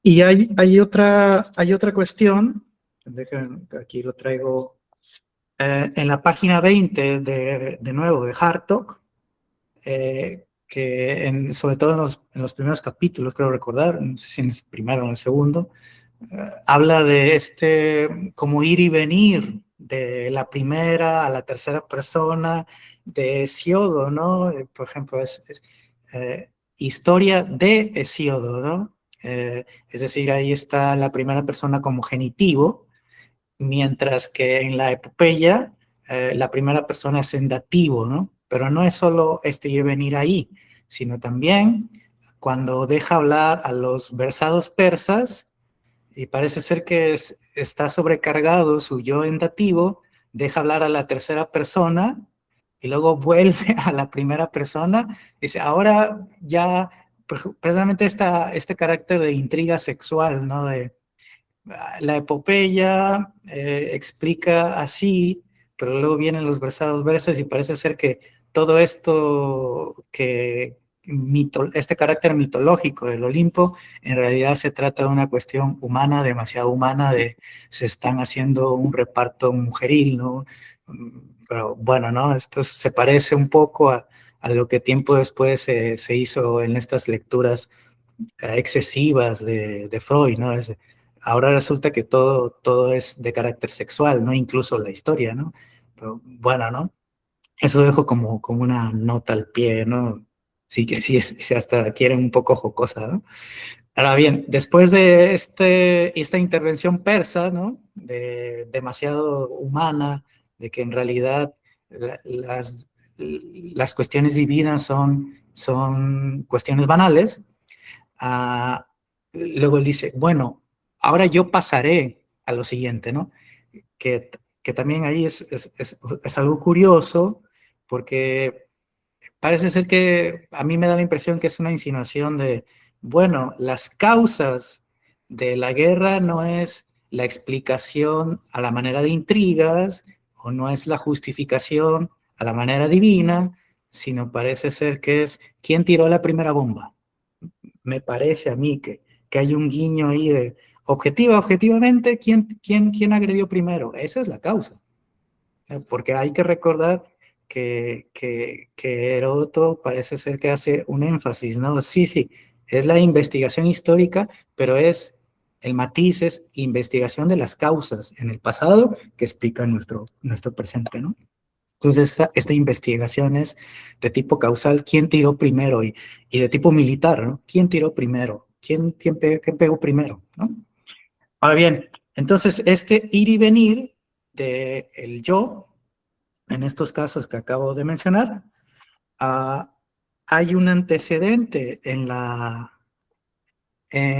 Odisea, perdón, en la Teogonía, donde en la página 65 del PDF, no de la paginación como tal del libro, sino del PDF, la paginación del libro está en la 70, en el PDF es 65, donde es en las primeras páginas, y ahí después de esta presentación de las musas, Hesíodo pasa a un yo en primera persona, pero muy peculiar, ¿no? Aquí va. Ellas, cito, ellas precisamente enseñaron una vez a Hesíodo un bello canto, o sea, aquí, en paréntesis, aquí Hesíodo está hablando de sí mismo, ¿no? Una vez a Hesíodo un bello canto mientras apacentaba sus ovejas al pie del divino Licón. Este mensaje a mí, en primer lugar, me dieron las musas olímpicas, hijas de Zeus, portador de la égida. Otra cuestión en la siguiente página, 66, que parece ser como, no directamente en primera persona, pero así como sale a la palestra la voz singular. Y es en la pregunta que dice lo siguiente: ¿a qué me detengo con esto en torno a la encina y a la roca? Y después viene una nota al pie bastante larga donde se menciona que esa pregunta en realidad se traduce como: discúlpenme por exponer mis trapitos sucios, por hablar de mí. O sea, hay como un escenario, una puertita donde sale la primera persona ahí, ¿no? Entonces, estas conexiones eran las que yo quería realizar entre Hesíodo y Heródoto, ¿no? Donde la manera de conectar, de por qué, de dónde se habrá inspirado, no lo sé, sobre el término investigación, que parece ser es el más adecuado, ¿no? Y que de alguna manera hace mucho sentido con lo que utiliza después Aristóteles en filosofía, ¿no? Historia de los animales, es investigación en realidad de los animales, y que se parece muchísimo en cierta manera a lo que hace Heródoto, ¿no? Aunque después Tucídides la acuse de, oye, fíjate que esta manera tú de recoger hasta los mitos. Aristóteles de repente parece ser que así también se comporta, ¿no? Recoge lo que le dicen. Así, lo anoto. Tú con las abejas, sí, que hacen esto, ok, yo lo anoto, ya después comparo, es decir, procede muy aproximadamente de una manera muy semejante a la de Hesíodo, aunque claro, ¿no? El propio Hartog, y hay toda una línea de investigación sobre eso, dice que ahí cabría que desprender, ¿no? Una historia científica que se mueve muy, muy independientemente de Heródoto, ¿no? Y en la cual quizá el propio Heródoto se inspira, ¿no? Pues bueno, muchas gracias y disculpen si me llevé mucho tiempo. No, al contrario, gracias a ti. Híjole, es que pusiste sobre la mesa un montón de elementos. Te regreso una de las preguntas y ya después, si da oportunidad, podemos comentar las demás porque son varias. Pero a propósito de esta narración, a lo mejor por ahí saben la respuesta porque por lo menos en la versión que yo tengo viene precisamente a pie de página. Pero el texto de Heródoto, el primer párrafo literalmente empieza la publicación que Heródoto de Halicarnaso va a presentar de su historia. Así es como empieza. No empieza de otra forma. Entonces, en términos narrativos, bastante sugerente a la luz de lo que acabas de comentar, ¿no? O sea, ¿por qué hablar en ese tiempo gramatical, ¿no? ¿Por qué no en otro? Ajá. Por eso te digo, si quieres, ahí te la dejo. Y los otros elementos que comentas, te digo, también son sumamente interesantes. Me dejaste pensando en esta idea del historiador como juez, como árbitro, como juez y parte en este caso. No sé, ahí tal vez lo que se me ocurre es llevarlo a la discusión también eterna de la subjetividad y la objetividad, de la parcialidad e imparcialidad, ¿no? Porque yo te podría decir a priori que el historiador no es juez, pero lo cierto es que así como empezamos la exposición diciendo que la memoria es selectiva, pues también lo que decides plasmar en tu texto, compartir en tu relato, también es selectivo, ¿no? Tú también estás haciendo una selección y entonces lo que omites, lo que callas, puede implicar una toma de postura o implica una toma de postura, ¿no? Porque claro, tú puedes partir del principio de la imparcialidad, pero en el momento en el que estás seleccionando qué vas a decir, así no lo hagas de una forma explícita, pues entre líneas estás defendiendo algo o criticando otro algo, ¿no? Entonces, en ese sentido, yo pensaría que sí, que pues, evidentemente tanto Hesíodo como Heródoto están tomando partido, ¿no? Parte de lo mencionaba Eduardo, es más, ¿cuál fue el concepto, como lo decía Eduardo? Como esta filia hacia los atenienses, no tanto así, Tucídides posteriormente, ¿no? Pero es eso, claro, o sea, a ver, no me presento como juez, pero mi texto va a tener posturas a favor y en contra, invariablemente, ¿no? Ahora, ¿qué hace el lector con esas posturas? Pues ya, es él al que le tocará decidir, ¿no? Eso por un lado. Por lo otro que comentas, regreso, seguramente nos dará tiempo. Ahorita regreso, nada más déjame escuchar a Dina y después regreso contigo, a ver. Dina.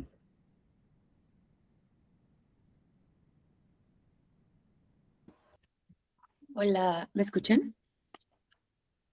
Este, Sí, se a escucha. mí gracias. A mí me pareció,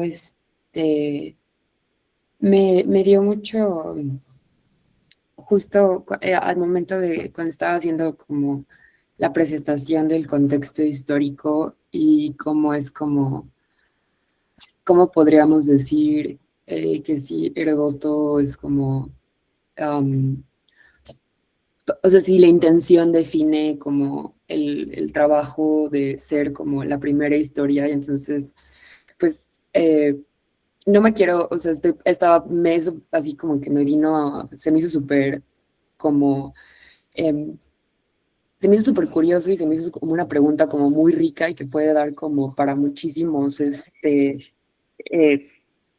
puntos de vista y aparte podríamos incluso como evocar como a Barth con la muerte del autor, ¿no? O sea, el autor no, o sea, como que la intención que tiene el autor, pues al final no importa cómo es recibido su trabajo, ¿no? Al final importa como que nosotros audiencias lo estemos, nosotros como audiencia lo pongamos como el primer, ¿no? Como eh, como el padre de la historia, ¿no? Como este relato, ¿no? Historiográfico. Pero, por ejemplo, yo al momento de estar leyendo, me di cuenta que también eh, Heródoto tiene métodos historiográficos también, o sea, no es como que una cosa que, bueno, o sea, que no es una cosa como, em,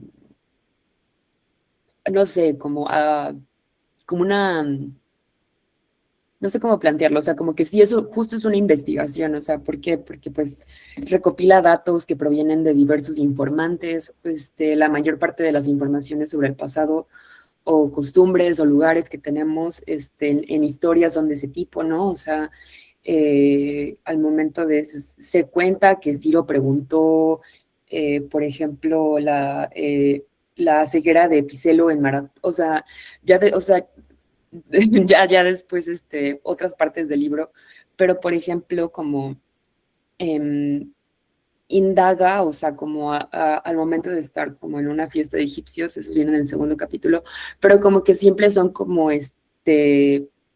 pues esto, como relatos de otra gente, o sea, y entonces, y los presenta, pues de una manera, yo diría, pues muy sistemática, en realidad. Entonces, también evidencia la existencia, pues, de narraciones diferentes sobre un mismo acontecimiento, o al describir o al describir mismas tradiciones y lugares geográficos.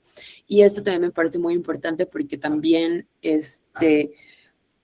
hay una inclusión de un espacio-tiempo y esto es algo que no vemos en otros autores, no vemos en Homero que suceda, no vemos en Hesíodo que suceda, o sea, entonces Heródoto es como la primera persona que nos da un contexto, que nos da un contexto y que nos posiciona, pasó esto en tal lugar, en tal región, a tal tiempo, ¿no? Entonces creo que eso lo diferencia muchísimo o sea, ya tenemos un punto de inflexión como cañón, o sea, creo como en la manera de producir y conocimiento, ¿no? Entonces, ¿por qué? Porque él mismo nos está diciendo, ¿no? Como que esto sucedió en este lugar, en este tiempo. También expresa, como lo habían ya dicho mis compañeros, expresa un punto de vista, un propio punto de vista, ¿no? O sea, ante la diversidad de narraciones. Y eso es un esfuerzo interpretativo, ¿no? Eso es un esfuerzo interpretativo que tiene el autor respecto de lo indicado. O sea, por ejemplo, a lo que pudieron haber sido diferentes puntos de vista, ¿no? Entonces él como que dice, pues yo vi que esto pasó, ¿no? Y entonces no simplemente, no se limita nada más a recoger narraciones distintas y entregárnosla, sino que no, o sea, no en pocas ocasiones desvela su parecer personal, pero me parece que de forma, pues, eh, casi siempre crítica, aunque sí tiene una filia, obviamente, a los griegos. Sin embargo, como que sí trata de, o sea, no solamente se pone en un papel como de, ok, esa es la información, yo se los dejo a ustedes, sino como yo, Heródoto dice, probablemente esto fue lo que pasó de esta u otra manera, y entonces, aunque declara que no va a decidir, o sea, no es juez, o sea, no es juez de una manera como consciente, pero por supuesto que existe esto que es como lo que se está escribiendo tiene claramente como algo subjetivo, ¿no? De lo que no se decide escribir. Y pues a mí me parece que por sus métodos podríamos como por sus simples métodos de verlo, o sea, como que recoger la metodología que utiliza, yo creo que es como un punto muy claro donde, ¡pum!, papá, o sea, la Isabel, pero también se me hizo súper interesante y súper rica la pregunta, si podríamos pensar, como si la objetividad tiene como que en Tucídides, como Tucídides dice, es que pues, justo solo lo haces por el aplauso, no tienes como no tienes intención en ser un como fidedigno, o sea, en ser fidedignamente como fiel a los hechos, no sé, se me hace como no sé, se me hace padre que los autores se tiran entre ellos, como como me encantaba, se me hace como una discusión muy rica y que entre ellos mismos tengan como esa misma logos de como decir, no, no lo estás haciendo por esto. Y ya, ahí cabe mi participación. Muchas gracias, Dina. Sí, de hecho, ahorita algo que mencionabas me recordó lo que dejé pendiente sobre lo que decía Eder. A ver, claro, a lo mejor yo peco de metódico, pero rescataba a Eder y lo mencionas tú, pues este uso de las fuentes, esta mención, ¿no? De decir de dónde está saliendo la información, quiénes son los que están diciendo. Y pues si se hace un ejercicio muy básico de análisis historiográfico, es preguntarle al texto cosas que te puede contestar el texto, pero que otros textos quizá no te lo puedan responder. Y cuando digo otros textos, estoy pensando en la Teogonía, estoy pensando en la Ilíada y en la Odisea, precisamente porque no tienen ese carácter visto, repito, de modo académico y muy metódico, ese carácter histórico, ese carácter historiográfico. De manera concreta, pues estoy hablando o estoy pensando en las operaciones como la etiología, la hermenéutica, la propia crítica de fuentes, la heurística, porque hagan el rastreo, hagan el recuento, piensen, váyanse a los textos mentalmente y díganme, Hesiodo u Homero, en qué momento de su narración nos están diciendo, esta información la obtuve de este lado, o esto lo sé porque escuché tal o cual versión, o se dice, se sabe, se comenta, se rumora. Ajá, claro, yo siempre les digo que no esperemos ver en ninguno de ellos, pues, APA séptima edición, pues porque eran otros métodos, ¿no? Pero en cuanto Heródoto dice, según los persas más cultos, ya está diciendo de dónde sale y ya está calificando, criticando a sus fuentes en un sentido estricto. Ya no está diciendo, ojo, no son cualquier tipo de persas, no es cualquier fuente, es gente culta. Por lo tanto, tiene un carácter diferente. Ajá, incluso él mismo lo dice, por ahí tengo la cita, a ver, es más, para no mentirles, aquí la tengo. Dice, por lo que a mí me toca, miro como un deber de referir lo que se dice, pero no de creerlo todo, y quiero que esta mi prevención valga en toda mi historia. Tal cual, es eso, ¿no? A ver, sí, tal vez por ahí peque de plano de confiado, o si quiero que me aplaudan, pues voy a poner la versión más bonita o la más aparatosa, la más llamativa, ¿no? Pero tampoco que se piense que todo lo que está aquí es porque me lo estoy creyendo, ¿no?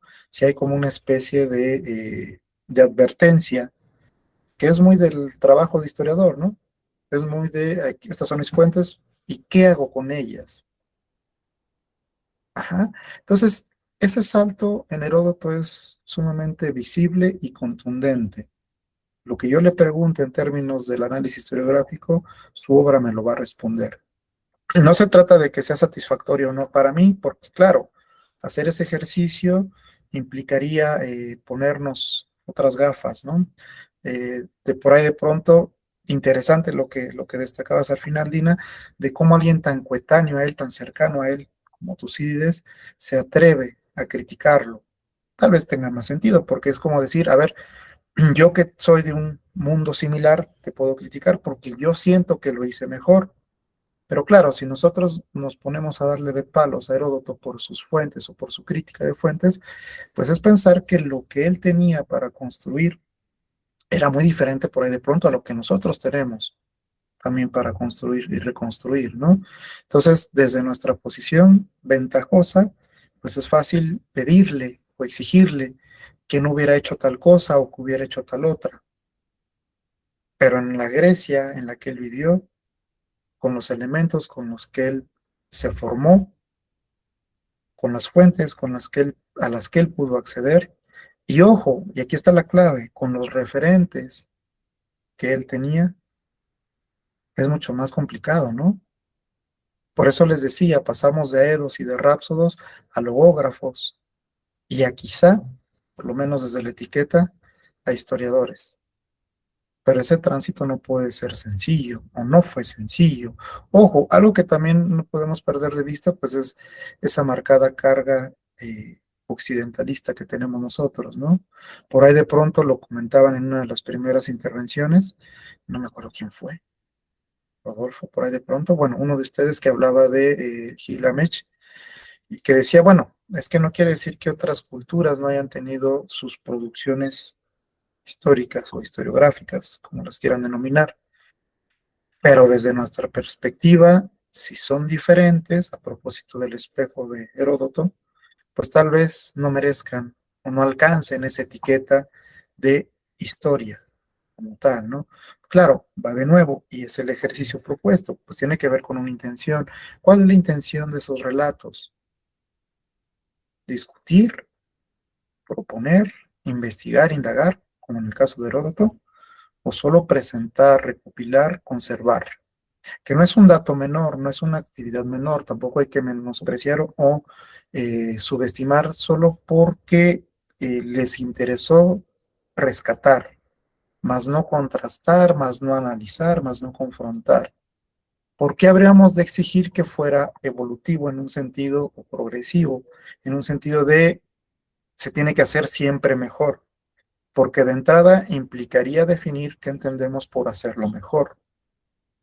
Y ya ahí hay juicios de valor. Y en segunda, tendríamos que estar convencidos de que esa tiene que ser la intención y la finalidad. Y no funciona así, porque para que eso funcione y tenga sentido, tenemos que estar pendientes de lo que están haciendo los otros. Y entonces ahí sí tendría sentido decir, yo lo tengo que hacer mejor, porque si él fue el primero y yo soy el segundo, pues lo tengo que superar. Y entonces los que vengan lo tienen que hacer. Y si fuera así, estaríamos pensando en términos del positivismo, ¿no? Que cada obra de historia fue un escalón para ir mejorando y llegar a la perfección. Pues eso no sucede así. Tal no sucede que la historiografía que sigue a la griega, en términos también esquemáticos, que es la romana, tiene unas pretensiones y unos alcances completamente diferentes a los griegos. Y la pregunta elemental sería, si los griegos lo estaban haciendo tan bien, ¿por qué los romanos dejaron de hacerlo tan bien? Pero va de nuevo el ejercicio. ¿Qué entendemos por hacerlo bien? Porque por ahí de pronto lo que hicieron los romanos con sus diferencias pudo ser más útil en términos de lo que ellos pretendían con esas obras. Y entonces, ¿cómo calificamos ese hacer bien y ese no hacer tan bien? Desde la comodidad, desde nuestro escritorio en el siglo XXI, pues claro, fácil, ¿no? Desempatar, diría Eder a propósito de esta toma de postura. No así en el mundo griego. Sí, bueno, al menos así lo entiendo yo. A lo mejor por ahí de pronto alguien tiene otras posibilidades. Eduardo, no sé si ya estés por ahí, quieras comentar algo para cerrar, o alguien más, por ahí de pronto, Eder, si algo de lo que se comentó te rebota o ya la dejas pasar. ¿Alguien más? Valeria. Hola, gracias. Bueno, yo había escrito algo en el chat porque había mucho ruido, pero mejor lo voy a decir. Igual creo que así es más dinámico. Dale, dale. Este, bueno, a mí lo que me pareció interesante es que, y también como intentando contestar a la pregunta de por qué regresamos a Heródoto, pues parece que hay mucha compatibilidad en las preocupaciones y en las observaciones que hacía Heródoto de su entorno a las que nosotros podemos hacer ahorita en la actualidad. Creo que en la lectura, bueno, como igual es mi primer acercamiento a esas lecturas, se me van 2 horas buscando todos los nombres, pero lo que intento rescatar, pues creo que son muy evidentes los temas de los asuntos de poder y de guerra, pues en las historias que nos está relatando. em, pero lo que quiero rescatar es que es muy relevante para las relaciones internacionales que revisemos cómo en estas historias no solo se construyen, sino también se destruyen, pues esas relaciones entre los pueblos, entre las ciudades. Entonces, mientras nosotros hacemos una lectura del texto, pues podemos rastrear el momento exacto en el que se anudan estas tensiones, pero también se nos ofrece la versión pues todas las versiones. Entonces, para nosotros es fácil entender la posición que tomaban uno frente al otro y luego entre ellos mismos en todo el panorama completo, pero pensando y remontándonos a ese entonces, mm, nosotros lo estamos viendo como si fuéramos un observador lejano en espacio y en tiempo, y es por eso que podemos pues contrastar y comparar. Ellos veían las cosas de esta manera y esta era su versión, no, pero para los fenicios, me parece que también en una parte del libro, del primer libro, no, es que Europa, no, perdón, era Io, me parece. Io se quiso ir. Entonces, cómo cambian las versiones también cambia mucho cómo se van moldeando estas relaciones. Se narran situaciones de venganza, de conflicto, de ataques, que es como lo evidente, pero también hay situaciones de negociaciones y concesiones. Entonces, eh, pues yo lo entiendo no como algo separado de la guerra, sino como parte de, así como ocurren pues estos ataques y estas venganzas y toda esta parte, esta línea bélica, también es parte de que ocurran pues negociaciones en los que tengas que poner en balanza las cosas y, ajá, eso es pues mi primer punto. Y el último punto que quería hacer es que yo creo que lo que más me gustó de toda la lectura y que me llamó mucho la atención fue el final del libro 7, cuando algo le estaba dando era Ciro el Grande, me parece, que estaba aconsejando que, que si ibas a conquistar otras tierras más favorables, más fértiles, pues básicamente que te prepares para ser dominado, ¿no? Em, y pues que menciona que las personas que vienen de estas tierras infértiles, no me acuerdo si esa era la palabra, creo que no, pero es como el mensaje, son los que se vuelven imperios fuertes y dominantes. Y eso a mí me dejó pensando mucho porque, pues, cerrar con esa reflexión la lectura nos explica por qué este retorno constante a Heródoto, porque para lo que yo entendí, Heródoto lo que hace es explicar la dinámica de dominación. Y dominación en un sentido como tal vez metafísico, sobre todo si lo escalamos, pues al nivel de las relaciones internacionales contemporáneas, creo que pues eso es muy compatible la lectura que hice con la realidad que podemos observar. Y pues nada más era eso. Muchas gracias. No, te agradezco mucho a ti. Obviamente eres de relaciones internacionales, ¿no? No te sientas mal. A los historiadores también nos cuesta un montón seguir ese tipo de textos. Si la recomendación es con mapa en mano y genealogía, ¿no? Porque es un montón de nombres y de lugares que no necesariamente conoces. Muy, muy interesante. De hecho, hasta me dejaste la tarea de buscar la cita que mencionas. Y es parte de lo que mencionaba Eduardo en su exposición, ¿no? El oráculo te dice aguas, que por ahí de pronto, en un afán de expanderte, el que terminan usando para expandirse es a ti, ¿no?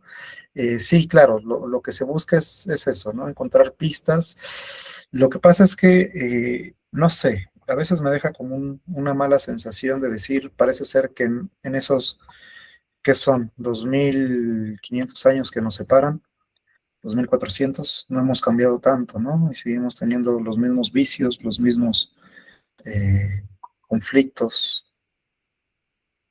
Y entonces, ¿qué es lo que estamos haciendo? Si seguimos buscando o provocando o ese tipo de cuestiones. Pero bueno, lo dejaré para después. Pero muchas gracias, Valeria. Eduardo, te escucho. Sí, muchas gracias. Una disculpa, luego como que tengo interferencia con el internet, pero he estado siguiendo la conversación. Interesante lo que dice Valeria, ¿no? Me quedo con esto último. Dos cosas. Uno, no es necesario cuando, este es como un consejo, ¿no? Ya lo decía Michelle, nosotros tampoco nos sabemos todos los nombres y también hay que entender que hay nombres que solo aparecen esa vez en Heródoto y nunca vuelven a aparecer en ningún tipo de historia, porque quién sabe quién era el tipo que Heródoto está mencionando ahí. De repente hay nombres que sí se recuerdan, por ejemplo, Ciro, ¿no? Ciro el Grande, pues es un nombre que vamos a encontrarlo en repetidas ocasiones, pero hay otros que ni yo me acuerdo, ¿no? Entonces, por esa parte, mi sugerencia es de repente ignorar el nombre, decir se llama fulano y tú seguir con la lectura, porque si vas a estar intentando encontrar cada uno, es más difícil. A mí personalmente me gustan las ediciones que tienen pues las notas, ¿no? Al pie, porque de repente pues ahí también puedes ir viendo dónde está el lugar, quién es la persona, cómo era ese tiempo, esa situación, y pues te va ayudando. De hecho, recomendable sería leerlos con notas, ¿no? Leer las notas al pie de estos textos, porque no estamos en ese contexto, ¿no? Esto me lo decían una vez que leíamos partes de la Divina Comedia, ¿no? La Divina Comedia es un chisme gigante, pero pues hay que saber qué hizo quién, y si no, yo no nací en el 1300, no tengo idea de cómo se comportaba esta gente. Hoy hacemos lo mismo, ¿no? En redes sociales, es lo increíble de esto, ¿no? De repente ahí, como dicen mis alumnos, están funando a alguien o está, o sale alguien a la luz y pues hay que saber quién es, qué hace, qué canta, dónde vive, cómo vive y esas cosas. Bueno, entonces, esa es una cuestión. La segunda cuestión con esta cita que mencionas al final del libro 7, donde Ciro dice, o aparentemente dice, que los persas que van bajando del altiplano, ¿no? Son más fuertes porque están en una vida más como áspera, más ruda, ¿no? Y entonces de repente se encuentran con los atenienses. Esa cita va a tener o va a resurgir en otro texto, que es el de Hipócrates, que trata de cuestiones de la medicina. Luego de estas guerras entre griegos y persas, Hipócrates va a decir, bueno, pero ¿por qué nosotros le ganamos a los persas? ¿Por qué los detuvimos, no? Que éramos menos, más débiles, aparentemente, ¿no? Menos armados. Hipócrates tiene una tesis ahí pseudocientífica que dice la alimentación, ¿no? Hay algo que nos hace diferentes los unos de los otros y debe ser lo que comemos, la nutrición. Y esta idea, ¿no? De que hay algo que te hace diferente al otro es el principio de la alteridad, ¿no? Porque hay una superioridad de un lugar a otro. Y aquí esta idea pues retoña en Heródoto diciéndonos es la vida dura, ¿no? La vida de sacrificio que te hace mejor y entonces Ciro les advierte, ¿no? Si bajan a las tierras más fértiles, serán conquistados porque no están acostumbrados a relajarse, ¿no? A relajarse porque ahí la vida es más fácil, es más suave y entonces ahí está un poco el problema. Y fíjense que parece que estamos hablando, como ya les dije, de cosas muy pasadas, pero es la lógica que está hoy entre el norte y el sur global, ¿no? El norte produce industria, es desarrollado, y el sur son tierras relajadas, donde tú consigues la comida fácilmente, y entonces eso genera pobreza, ¿no? Ya digamos a nivel global, pero incluso dentro de los países, ¿no? La típica historia, el norte, Monterrey produce, ¿no? Otras regiones del sur, suroeste son más pobres. Pues lo encontramos en Heródoto, ¿no? Y por eso hay que volver a Heródoto para ver qué cosas que creemos que son de hoy, de nuestro contexto, en realidad han estado ahí siempre, ¿no? Yo en clase, Valeria, que de repente entre mis clases, sabrá que yo combato con el presentismo, ¿no? Parece que nacimos ayer, en realidad, no, o sea, son cosas que han estado ahí siempre, pero bajo diferentes formas y bajo diferentes dimensiones, ¿no? Lo único que hay que entender es cómo eso está en nuestro contexto. Y con eso no quiero llegar a un determinismo, que la historia se repita, no, son tendencias similares en contextos radicalmente distintos. Eso es lo que hay que entender, ¿no? Y bueno, yo quedaría hasta aquí mi participación para que puedan participar otros que veo que alzaron la mano. Muchas gracias, Eduardo. Sí. Redondearía, pero vámonos para que participen. Nicolás, te escucho. Eder estaba antes que yo, otra vez. Ah, cierto. Dale, Eder. Sí, gracias, Nicolás. Iré rápido. En realidad, alcé la mano porque Misael me emplazó un poco, fui a servirme café y no sé si alguien me lanzó una pregunta, así que tú disculparás, Misael, si por esto que mencionabas, si algo me cae de rebote, ¿no? Quizá un poquito para precisar y redondear lo que ya había dicho. Sí, por supuesto, que lo que yo trataba de señalar no tiene que ver con lo que sucede después, ¿no? Que ya habrá una sesión dedicada a Tucídides. Y ahí podemos ver la polémica, creo yo, de una manera más adecuada, ¿no? Con más rigor. Y no de una manera meramente entretenida, ¿no? Yo creo que lo que yo quise hacer es tratar de buscar otra corriente que no he revisado porque realmente también conozco poco y me ha capturado mucho la lectura de Hartog. Y de repente sí vi un resplandor que no puede ser más que una quizá lectura ingenua para alguien que, por ejemplo, provenga de filológicas, ¿no? Entre el ir venir mencionado por Hartog, entre primera, segunda persona, tanto del dativo como el genitivo, etcétera, etcétera, con cierto ir y venir, no estrictamente etimológico ni de tipo gramatical o sintáctico, pero sí un ir y venir de la tensión que en Hesíodo después en Trabajos y Días sale a relucir, ¿no? Hay veces que la primera persona sube a la palestra porque se ve forzada a ello. Esa es la tensión entre la tercera y la segunda persona en Hesíodo, ¿no? Porque se padece una injusticia, debo hablar. Y se habla cuando se padece una injusticia de una manera tan cercana, se habla en primera persona. No hay otra manera. Pero parece ser que hay aprovechando lo que se decía sobre los bárbaros, como una suerte de mumble jumble, como de un balbuceo de la autoría. En eso estamos ahora. El problema de hace 100 años parece ser, en la era así llamada posmoderna, era destruir el autor, porque por cierto contexto histórico, ¿no? Pero ahí algo parece que está en Heródoto y empieza a estar, creo yo, en Hesíodo, hay un balbuceo del yo, porque es necesario. No, el problema no es destruir al autor, sino el problema es que el autor salga a la palestra, porque hay cosas que solo puede decir el autor, y como hay cosas que solo se pueden decir si no hay autor. Es perfectamente entendible, ¿no? Y ese es un punto, ¿no? Y con lo de las mujeres, sí, claro, ¿no? No conectarlo con Homero, con historien, sino no buscar este origen etimológico, sino de tipo actitudinal, ¿no? De quiénes son los que piden juramento, ven aquí a testificar bajo juramento. Pues uno de los ejemplos, puede haber muchos, yo qué sé yo, no estudié letras ni estudié filología, pero viendo lo que las lecturas del curso, está en Hesíodo, es Iris y Estigia. Muchas gracias, Eder. Sí, tal cual. Bueno, a ver, ¿qué sucede? Muchas veces se menciona esa frase ya hecha de el texto se tiene que defender solo, ¿no?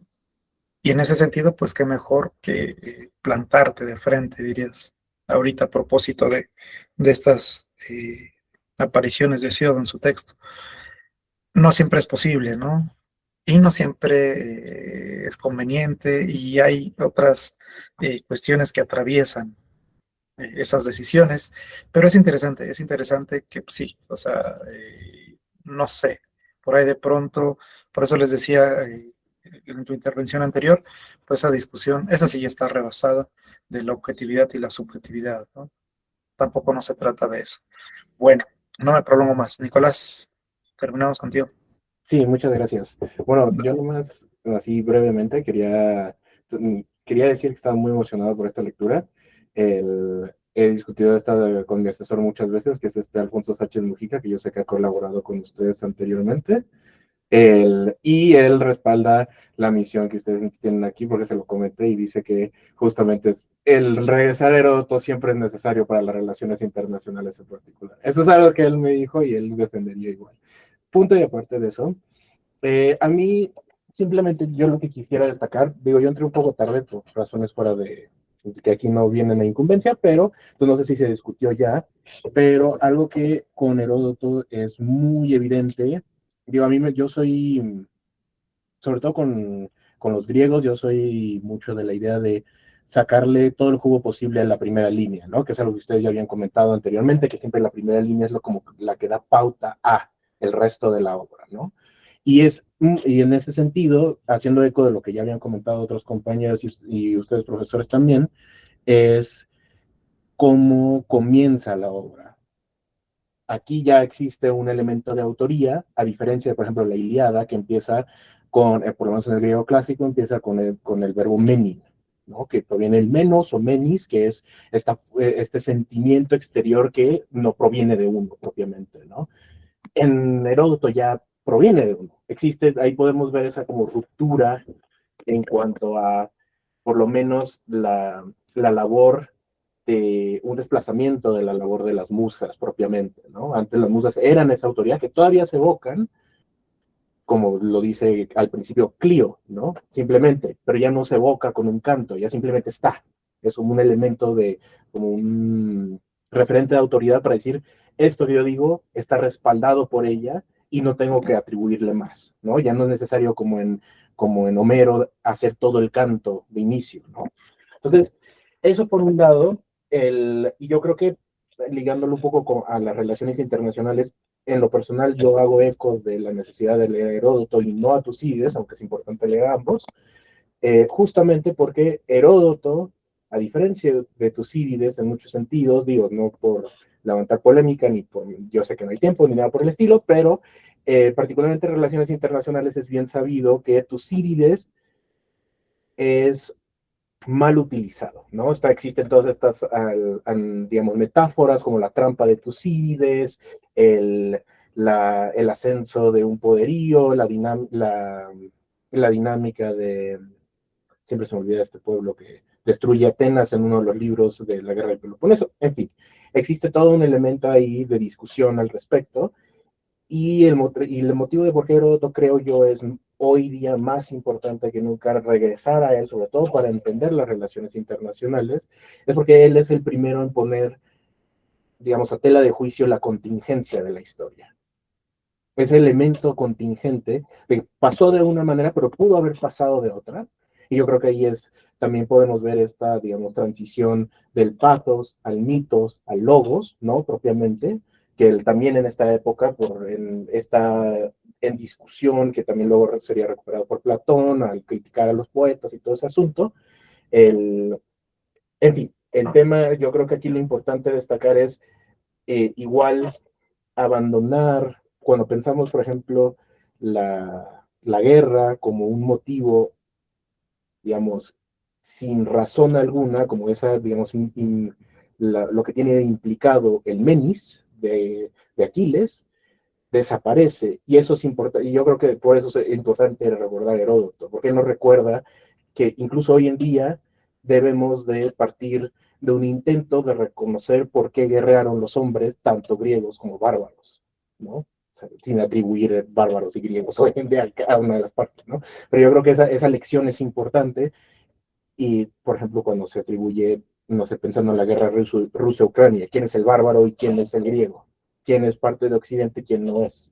Porque se defiende una postura y se rechaza otra, ¿no? Digo, hay elementos éticos, políticos de por medio, claro está, pero Heródoto yo creo que es un autor fundamental para recordarnos esa lección, de que siempre están ambas partes y debemos recordarlas para que Clio no se las lleve con el tiempo, ¿no? Y se ha olvidado con el tiempo. Yo lo dejaría ahí.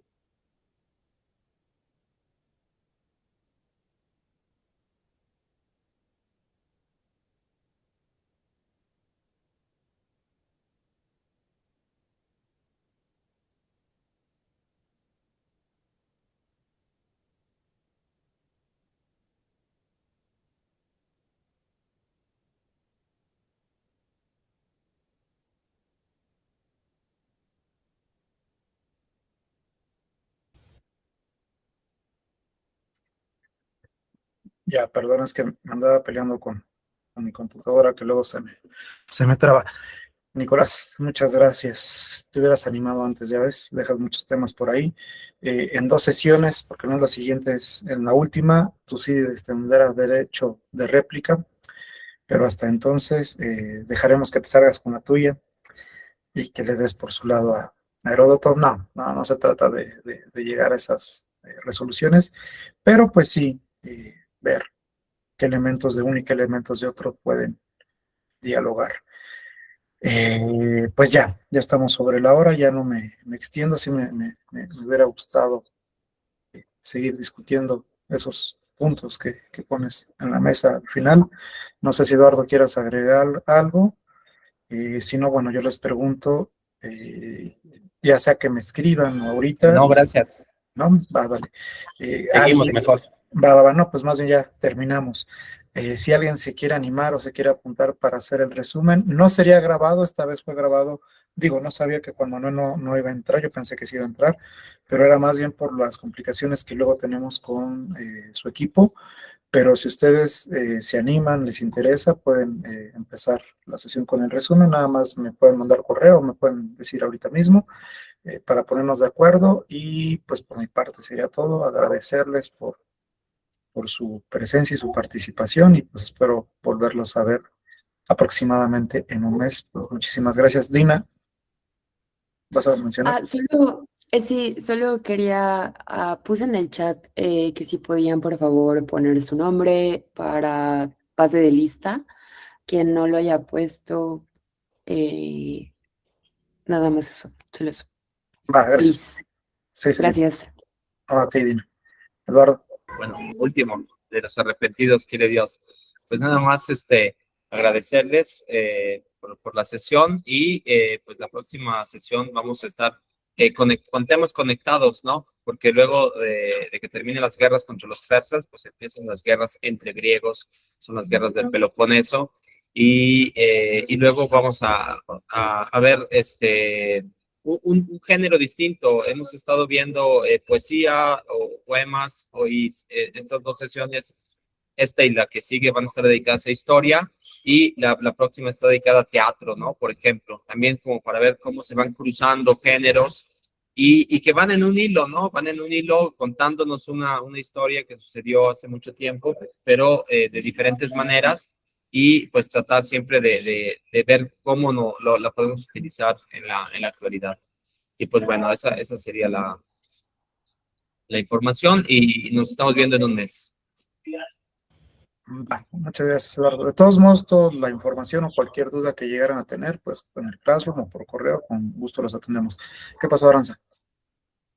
Sí, buenas tardes. Bueno, a mí me gustaría ofrecerme para hacer el resumen en la siguiente sesión. Va, entonces me pongo de acuerdo contigo, al fin que te veo en clase, y pues ya quedamos. Igual todavía falta otra, entonces por ahí si alguien tenía el interés o la intención, pues todavía puede para la quinta y última sesión. ¿Vale? Gracias. No, gracias a ti. Bueno, pues entonces ahora sí nos despedimos, que tengan muy buena tarde y seguimos en contacto. Hasta luego.